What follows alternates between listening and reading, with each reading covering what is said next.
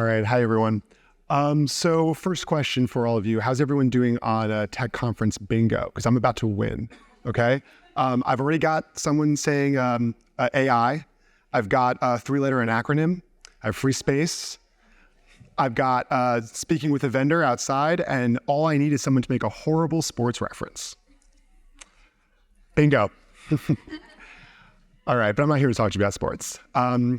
I'm here to talk to you a little bit about how you can really better understand your products and actually get closer with your product people, and how that can actually impact your marketing strategy and help the growth of your products.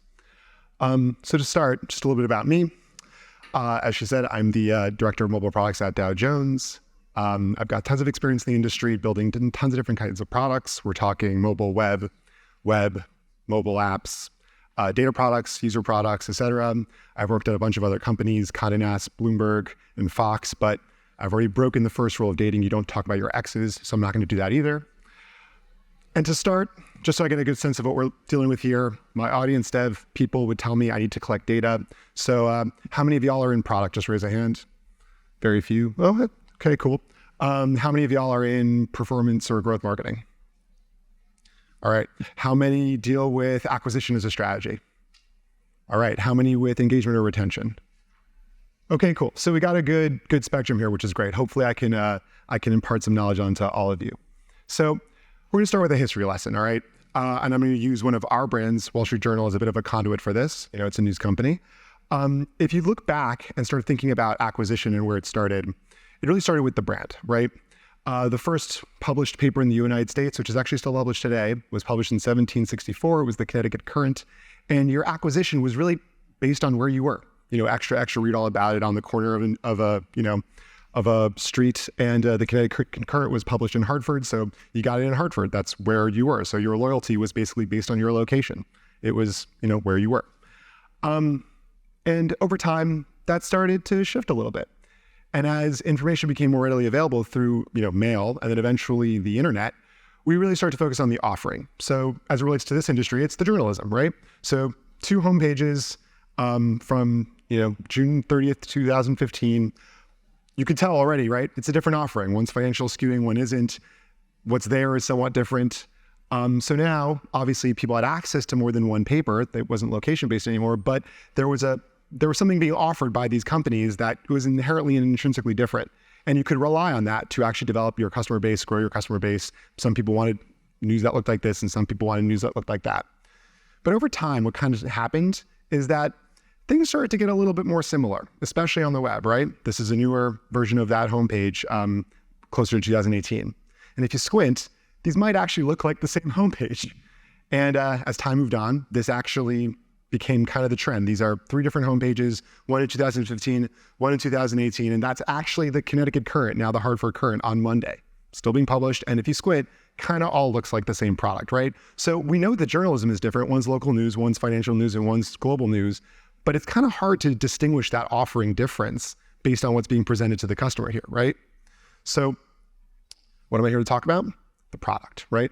This is where we can start to actually recapture and reacquire and re-engage and re-retain our users in a world where they might not be aware of what the offering difference is, and they might not necessarily even be, fundamentally concerned with that, actually. A lot of the new people, a lot of the new customers aren't really thinking too much about necessarily the journalist. They don't necessarily know the name, but they might know, in this case, something else, and we'll get there. To talk about this, I'm actually going to switch lenses a little bit just to sort of switch it up. I looked at a study that Bain conducted in 2022, and it was about the banking industry and about lack of loyalty in that industry that is becoming a problem for banks to acquire customers. And what they found was that 20% of respondents from a 30,000 respondent pool were actually using 3 different financial institutions to do their banking. And if you skewed that group a little bit younger, it actually got to 30%, which is pretty staggering when you consider most banks kind of do the same thing. Interestingly, 20% of that same audience in the younger group cited using a neobank as one of their 3 financial institutions. And we'll talk about neobanks in a second, but what's interesting here is that neobanks actually had a 53 net promoter score as opposed to traditional banks, which only ranked 24. So in the spirit of AI, I actually asked ChatGPT to explain a neobank to me. And the response was interesting, right? Neobanks are those new banks that do all those cool feature functionalities, and they attract their users with, technology and new features and good interfaces. But banking is banking, right? It's the same thing. And at the same time, how many of us use Venmo for our quick payments and Chase for our bank and Robinhood for our investing when you can, in theory, use Chase for all three of those things, right? So loyalty is kind of dead. And we're actually using different features from all three of those products to accomplish a goal, right? So now we start to understand, well, the product does kind of play a bit of a role here, right? But how do we bring that into our marketing strategy? How do we actually create growth and, engage our users and retain those users in a world where we can't only rely on, say, the brand name, the Chase, the Wall Street Journal of the world. We can't only rely on the offering because the offering is getting pretty close in many cases. So we're going to talk about 4 different strategies. Hopefully they're helpful to all of you. I know they've been helpful to me. First, great, flexible KPI strategy. So what I mean by this is we all talk a lot about our acquisition, about our retention, about our engagement, things like that. But ultimately, I find that they all kind of work together, and you'll see this in a way where on the product itself or in the interface itself, it doesn't really matter. And I'll explain what I mean by that because that can be a little bit jarring, right? One of the things we're dealing with right now at the Wall Street Journal is we're talking a lot about our engagement. And one of the ways we talk about engagement is we think about onboarding. We just had a couple of conversations about that. That's really important, right? When a user logs in with their new subscription to the Wall Street Journal, they get a whole bunch of onboarding screens to sign up for a couple of premium features, push notifications, news alerts through newsletters, saved article functionality, right? All this stuff happens after they pay us, after they're an acquired user, because we want to better engage them over time, and these are really sticky features. But if you take those same screens and move them right before the paywall, they become an acquisition strategy. They become a value proposition to the product, and all of a sudden, you're acquiring a user with the same exact feature functionality that, in theory, you were using to engage the user. So what I mean by this is start, thinking about how you can leverage the actual product functionality that you have to broaden how you are acquiring, retaining, and engaging your users. The next one, look inside the bubble. Look outside the bubble, excuse me. So this one I'm actually really happy we had some people from Audio Mac and Spotify here because I like this example. It gets into music. So when we think about how we develop new feature sets, those cool features that neobanks have, how do we actually think about those and how do we come up with those ideas? It's really easy for a company like us, Dow Jones, to look at other publishing companies, right? What's the New York Times doing? What's Bloomberg doing? Whatever.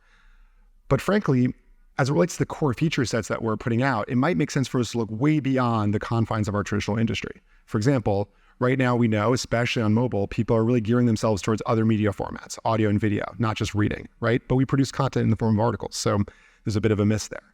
A lot of our competitors are doubling down on audio. We want to do the same, right? We want to produce more audio content, podcasts, Read to Me, because people are using their phones on the go and they're using it with their headphones.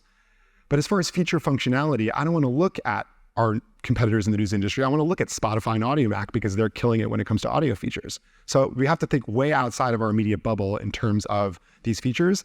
And those are the kinds of features that acquire and engage your customers, right? So as we're developing those acquisition strategies, as we're developing those engagement strategies, it's important to partner with your product partners and actually understand how they're actually responding to the market need and how you can use that information to create a marketing strategy, not just a slogan or a price point, right? But actually telling them, well, you're going to be able to get your content in a new way that's Spotify-like, even on the Wall Street Journal, which would be crazy. Another one is look inside the bubble.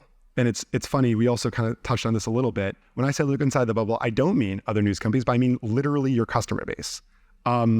We had a conversation earlier that mentioned how you should look at customer feedback to gain knowledge about what your customers want. That is absolutely true, right? And part of that actually goes into telling your customers you're building them those features.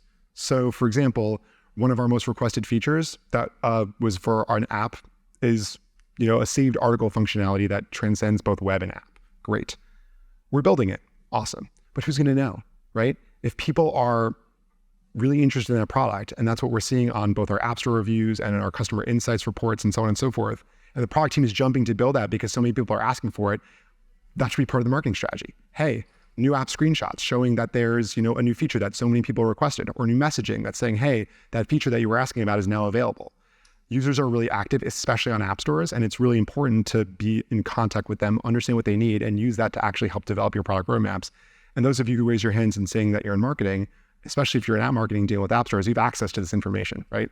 So working with your product partners to get them to that point is a really important thing. And it really helps us develop a roadmap that